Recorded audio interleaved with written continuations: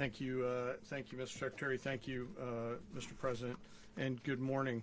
Last night, on the order of the President of the United States and in support of a request from the Department of Justice, as the President said, the United States military conducted an apprehension mission in Caracas, Venezuela, to bring to justice two indicted persons, Nicolas and Cecilia Maduro. This operation, known as Operation Absolute Resolve, was discreet, precise, and conducted during the darkest hours of January 2nd and was the culmination of months of planning and rehearsal, an operation that, frankly, only the United States military could undertake. What I'd like to do this morning is talk to you through some of the preparation and the details without compromising any of our tactics, techniques, and procedures. There is always a chance that we'll be tasked to do this type of mission again. Our interagency work began months ago and built on decades of experience of integrating complex air, ground, space, and maritime operations. While the past 2 decades have honed the skills of our special operations forces, this particular mission required every component of our joint force, with soldiers, sailors, airmen, Marines, and Guardians working in unison with our intelligence agency partners and law enforcement teammates in an unprecedented operation. We leveraged our unmatched intelligence capabilities and our years of experience in hunting terrorists, and we could not have done this mission without the incredible work by various intelligence agencies, including the CIA, NSA, and NGA. We watched, we waited, we prepared, we remained patient and professional. This mission was meticulously planned, drawing lessons from decades of missions over the last many years, many missions over these last many years. This was an audacious operation that only the United States could do. It required the utmost of precision and integration within our joint force. And the word integration does not explain the sheer complexity of such a mission. An extraction so precise it involved more than 150 aircraft launching across the Western Hemisphere in close coordination, all coming together in time and place to layer effects for a single purpose: to get an interdiction force into downtown Caracas while maintaining the element of tactical surprise. Failure of one component of this well-oiled machine would have endangered the entire mission, and failure is never an option for America's joint force. Those in the air over Caracas last night were willing to give their lives for those on the ground and in the helicopters. Let me talk a little bit about the preparation.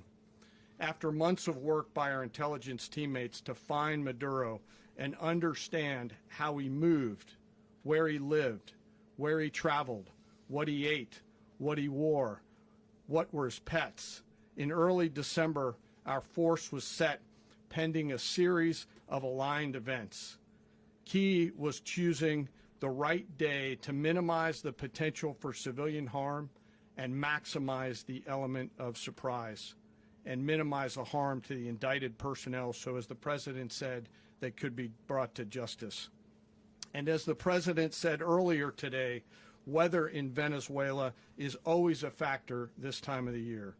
And over the weeks through Christmas and New Year's, the men and women of the United States military sat ready, patiently waiting for the right triggers to be met and the President to order us into action. Last night, the weather broke just enough, clearing a path that only the most skilled aviators in the world could maneuver through. Ocean, mountain, low cloud ceilings, but when tasked with a mission, this organization does not quit. At 10:46 p.m. Eastern Time last night, the President ordered the United States military to move forward with this mission. He said to us, and we appreciate it, Mr. President, good luck and Godspeed. And those words were transmitted to the entire joint force. Over the course of the night, aircraft began launching from 20 different bases on land and sea across the Western Hemisphere. In total, more than 150 aircraft, bombers, fighters, intelligence, reconnaissance, surveillance, rotary wing were in the air last night. Thousands and thousands of hours of experience were airborne. Our youngest crew member was 20, and our oldest crew member was 49, and there's simply no match for American military might. As the night began, the helicopters took off with the extraction force, which included law enforcement officers, and began their flight into Venezuela at 100 feet above the water. As they approached Venezuelan shores, the United States began layering different effects provided by Spacecom, Cybercom, and other members of the interagency to create a pathway. Overhead, those forces were protected by aircraft from the United States Marines, the United States Navy, the United States Air Force, and the Air National Guard. The force included F-22s, F-35s, F-18s, EA-18s, E-2s, B-1 bombers, and other support aircraft, as well as numerous remotely piloted drones.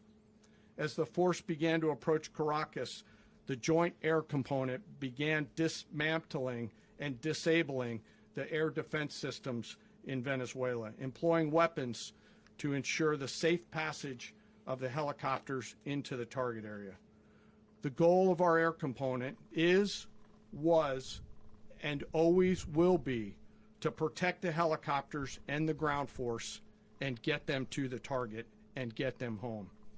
As the force crossed the last point of high terrain where they'd been hiding in the clutter, we assessed that we had maintained totally the element of surprise. As the helicopter force ingressed towards the objective at low level, we arrived at Maduro's compound at 1:01 a.m. Eastern Standard Time, or 2:01 a.m. Caracas local time, and the apprehension force descended into Maduro's compound and moved with speed, precision, and discipline towards their objective, and isolated the area to ensure the safety and security of the ground force while apprehending the indicted persons. On arrival into the target area, the helicopters came under fire, and they replied with that fire with overwhelming force in self-defense. One of our aircraft was hit but remained flyable, and as the President said earlier today, all of our aircraft came home, and that aircraft remained flyable during the rest of the mission. As the operation unfolded at the compound, our air and ground intelligence teams provided real-time updates to the ground force, ensuring those forces could safely navigate the complex environment without unnecessary risk. The force remained protected by overhead tactical aviation. Maduro and his wife, both indicted, gave up and were taken into custody by the Department of Justice, assisted by our incredible U.S. military with professionalism and precision, with no loss of U.S. life. After securing the indicted persons, the force began to prep for departure. Helicopters were called in to exfiltrate the extraction force, while fighter aircraft and remotely piloted aircraft provided overhead coverage and suppressive fire. There were multiple self-defense engagements as the force began to withdraw out of Venezuela. The force successfully exfiltrated and returned to their afloat launch bases, and the force was over the water at 3:29 a.m. Eastern Standard Time with indicted persons on board. And both Maduro and his wife were embarked aboard the USS Iwo Jima. In closing, what we've witnessed today is a powerful demonstration of America's joint force. We think, we develop, we train, we rehearse, we debrief, we rehearse again and again, not to get it right, but to ensure that we cannot get it wrong. Our jobs are to integrate combat power so when the order comes, we can deliver overwhelming force at the time and the place of our choosing against any foe anywhere in the world. I am immensely proud today of our joint force and filled with gratitude to represent them here today. There is simply no mission too difficult for these incredible professionals and the families that stand by them and support them. As we stand here this morning, our forces remain in the region at a high state of readiness, prepared to project power, defend themselves, and our interests in the region. This operation is a testament to the dedication and unwavering commitment to justice and our resolve to hold accountable those who threaten peace and stability. In closing, I want to express my heartfelt gratitude to the brave men and women who executed this mission. Their courage and tireless commitment to our nation are what makes us strong. Thank you, Mr. Secretary, and thank you, Mr. President.